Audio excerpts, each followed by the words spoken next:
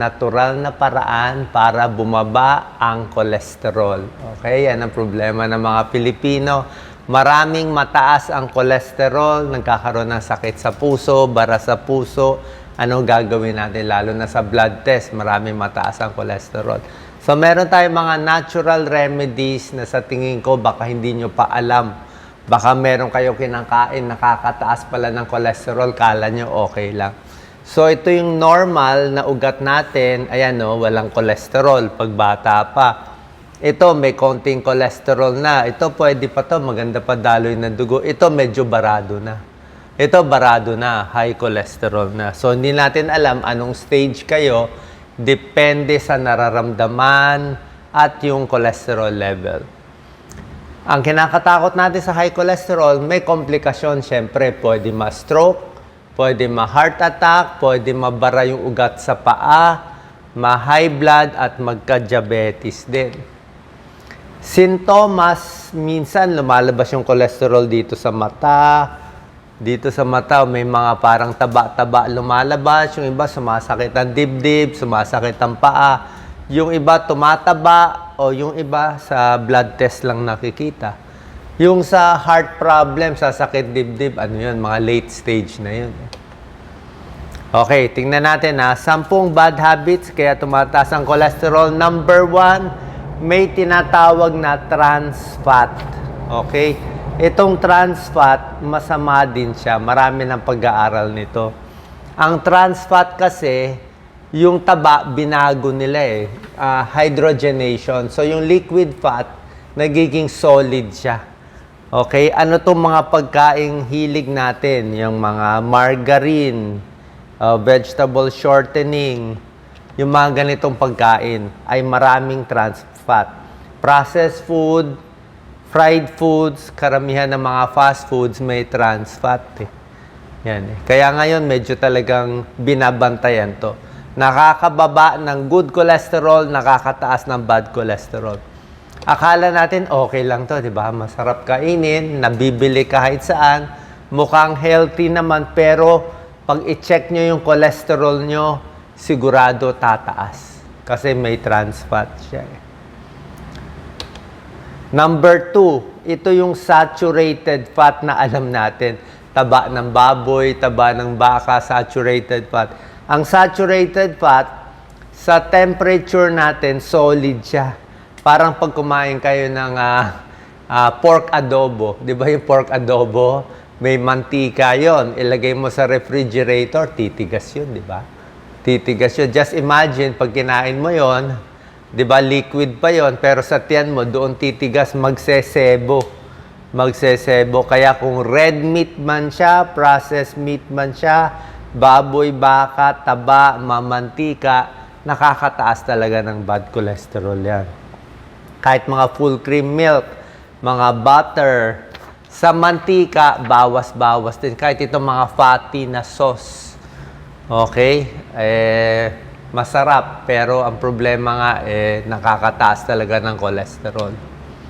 Ayan, no? Yan ang sinasabi ko, trans fat, mga fast food, frozen pizza, margarine, kahit yung mga bake, di ba? Masyadong buttery, margarine, yung mga croissant, masarap. Hindi ko sinabi wag kumain na. Sabi ko, paminsan-minsan siguro once a week o once a month kung wala kang mapuntahan. Saturated fat, ayan o, butter, cheese, red meat, pork, baked goods. Yan lahat. Ang gusto natin, mamaya ito, unsaturated fat. Yan ang mga pampaluwag ng ugat, avocado, mga nuts at iba pa. Okay? Mga processed food and fast food. Talagang, kaya mas maganda lutong bahay. Number 3, chronic stress. Pag lagi ka nai-stress, syempre, pati pagkain mo, nagkakamali na rin. Kung ano nakakain mo, puyat, kulang sa tulog, nakita nila nakakataas din ng cholesterol. Pag sobra kang stress. Kaya dapat ito, mga tai chi, meditation, pamparelax. Kulang sa fiber. Ang magandang pampababa talaga ng cholesterol, ang soluble fiber. Yan, soluble fiber ang pinakamaganda. Ano yung favorite natin? Oatmeal. Di ba sinabi ko sa inyo, 1 cup of oatmeal every day, bababa ang cholesterol mo ng mga 20 to 30 points. Oatmeal lang. Kasi oatmeal, pati gulay, oatmeal at gulay, high in fiber, high in soluble fiber, maraming antioxidant, kasama ang talong, okra, ampalaya, lahat yan, napakaganda. Ang nangyayari po, kasi ito fibrous siya, di ba? Fibrous. Para siyang walis-walis, di ba? Nangyayari, pag kinain mo yan, puro gulay, puro fiber, parang magiging, isang solid siya na pupunta doon sa bituka natin. Parang winawalis niya yung bituka natin. At medyo nakukuha niya yung taba. Nakukuha niya yung mga fats, sumasama sa kanya at dinudumi natin. So maganda sa digestion ang fiber sa mga nagtitibi, constipated, may almoranas, para mas makadumi. Kita nyo, pag marami kayong gulay na kinain, mas maganda ang dumi mo. Nalalabas pa yung cholesterol. Bababa ang LDL dito sa soluble fiber. Gulay, prutas na maraming fiber, maganda rin. Mga apple, pears, pati yung balat, di ba? May fiber yon. Plus yung mga brown rice, beans, pwede rin. At oatmeal, yan.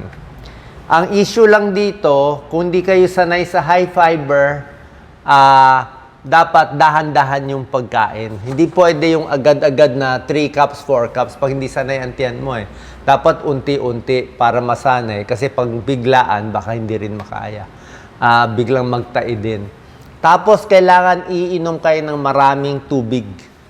Kasi pag maraming fiber, kailangan maraming tubig. Kung hindi, mai-imbak din siya. Kailangan maraming tubig para ma-push siya palabas. Pampababa to ng cholesterol. Okay? Yan ang mga high-fiber foods. Oatmeal, broccoli, mga berries, strawberry, maraming fiber. Nuts, basta hindi maalat. Green leafy, avocado, peas, mga beans, pwede rin yan. Munggo, pwede rin. Yan. Number 5, syempre, alak, babawasan. Yan, no? Moderate alcohol consumption, nakakataas din ng triglyceride at high cholesterol. Diba? Paano kasi tataba ka rin, diba? Kakain ka, may pulutan, mataas din calories niyan, ma-overweight din tayo. Sigarilyo, masama talaga. Merong chemical sa cigarette smoke na yung bad cholesterol natin mas dumidikit sa blood vessel. Mas namamaga yung ugat natin, mas swollen, mas inflamed, at mas nagbabaray mga ugat natin dahil sa paninigarilyo. So, yung epekto ng high cholesterol, napapalala ng smoking. Siyempre, overweight, di ba? Overweight, overeating, nakakataas yan, oh. Excessive snacking, tsaka yung mga sugary foods. Pag sugary foods, usually triglyceride ang tumataas. Cholesterol or triglyceride, pag masyadong mataas, hindi rin po maganda. Okay? So, konting bawas sa matatamis. Okay? Paano ba ang pagkain natin? Ang gusto natin, ito yung healthy plate. Meron tayong code. Code. Ang protina mo dapat kasing laki ng palad. Hindi kasama itong daliri. Ito lang. Itong palad lang. Ito lang. Ganito kalaki yung pork chop mo dapat. O yung isda mo, ganito lang. Okay? Ang gulay mo, isang fist, ganyang karami. Actually, kahit dalawa. So, isang cup ng gulay mo. Yung kanin mo, or spaghetti, or tinapay, 1 cup. Ganyan lang dapat yung 1 cup. So, kung bata kayo, mas maliit ang kamay, mas konti makakain. Kung malaking lalaki na construction worker, malaki kamay, isang kamay lang, so mas maraming kanin malat. Hindi ko sinabi, apawin mo ng ganyan. Yung normal lang, huwag tayong pilosopo. Yung mga fat, mantikilya, yung mga oil, isang thumb lang. Ganito lang karami. Mga isang kutsara. Mga 1 to 2 teaspoons or 1 tablespoon yung fat. Okay? Rice, ganito. Ulam, ganyan lang karami. Gulay, pwede marami. Yan ang kodigo natin sa healthy eating. Base sa laki ng katawan mo. Kasi pag malaki katawan mo, malaki rin kamay mo. Kung payat ka, maliit din kamay mo. Hindi gumagalaw, kulang sa exercise, okay? Nagpapataas ng cholesterol yan. May pag-aaral, para bumaba ang bad cholesterol, Meron to pag-aaral, 2019, 425 older adults. Basta nag-exercise everyday, bababa ang blood pressure, bababa ang blood sugar, tataas ang good cholesterol, at bababa yung bad cholesterol. Diba? Exercise may tulong sa lahat, sa puso, sa diabetes, pampababa sa cholesterol. Ayan, no? Pag lagi nakaupo, sasakit ang tiyan, constipated, bad for mental health, magkakaroon ng bara-bara sa ugat sa paa, okay, varicose veins, may mga barado, at hihina ang buto. Kailangan gumagalaw-galaw. Sama ko na rin sa sedentary lifestyle, kailangan kompleto ang tulog. Okay? 7 hours or more. Pag kulang ang tulog, may pag-aaral, mas puyat, mas mataas ang cholesterol. Mas puyat, mas mataas ang blood sugar. Mas puyat, mas mataas ang blood pressure. 'Di ba? Pag puyat ka, naka-high blood Mas puyat, tumataas din yung ano. Siguro mas kumakain din ng marami pag mas puyat. Tips to move more. Manage your weight, 'di ba? Pag overweight. Bukod dito, magbibigay pa ako ng other healthy foods na hindi ko pa nabanggit. Garlic, hindi ko pa nabanggit dito. Bawang. Alam naman natin, ang bawang na may tulong sa blood pressure konti, pero nakakababa siya ng cholesterol by a few points. Pero ang bawang, nakakalabnaw din ng dugo. May effective siya talaga. So, maganda yung bawang sa cholesterol, sa blood pressure. Ingat lang, baka sumakit ang tiyan. Soybeans, di ba? Monggo, napakaganda. Isda, sinabi ko sa inyo, isda, omega-3 fatty acids. 2 to 3 servings, 2 to 3 times in a week, magandang isda, pampababa ng triglyceride. Okay? Mackerel, tuna, sardines, mga tamban, lahat yan healthy. Avocados, pinakita ko rin sa inyo, di ba? Avocado lowers bad cholesterol. Magandang avocado.